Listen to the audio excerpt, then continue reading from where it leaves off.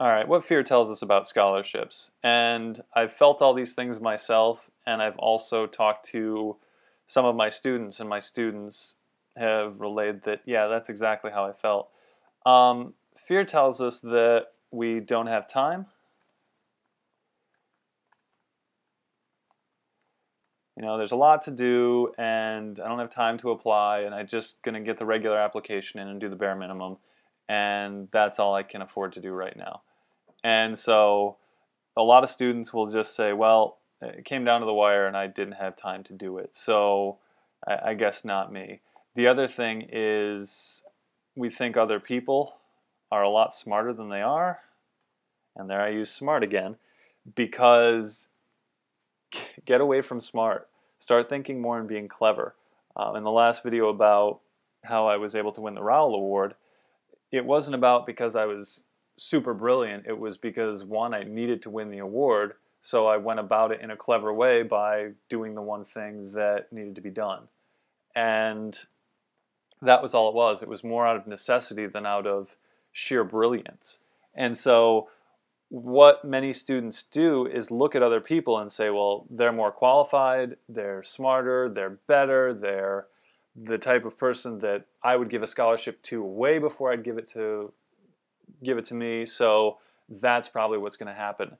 The other thing is you may look at your campus and say, because there's so many other students, that I won't be able to get the award. If you're at a private school, that might be true that a lot of students do study abroad. Ask your study abroad office what the real numbers are upon your general advisement and just see. But if you're at a state university, most generally, or even other universities around the country, community colleges, the study abroad numbers are usually about 1% a year. 99% of the campus is going to be staying home.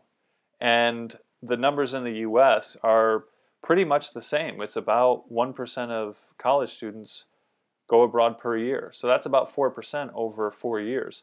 So if you know that as far as the study abroad scholarships, you're only competing with 1% of the campus, and usually most students think too that there will only be, say, there's only going to be 3 awards and I'll be the 4th student.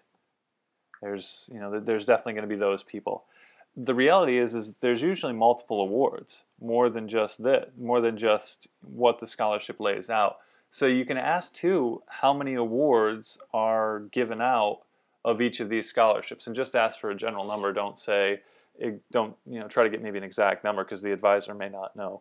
But just ask, are there multiple awards? How many are there? Especially because most students are afraid I'll be the one locked out. So what you do is you just ask the questions you need to. But fear tells us I'll be that next student who won't get the money.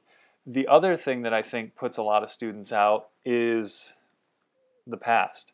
If you didn't come out of high school with a full ride scholarship, most students, even the ones I've seen this, students who have a 3.5 plus, I've had some students who are close to the 4.0 level who just look at me and say, no, I've never applied for a scholarship.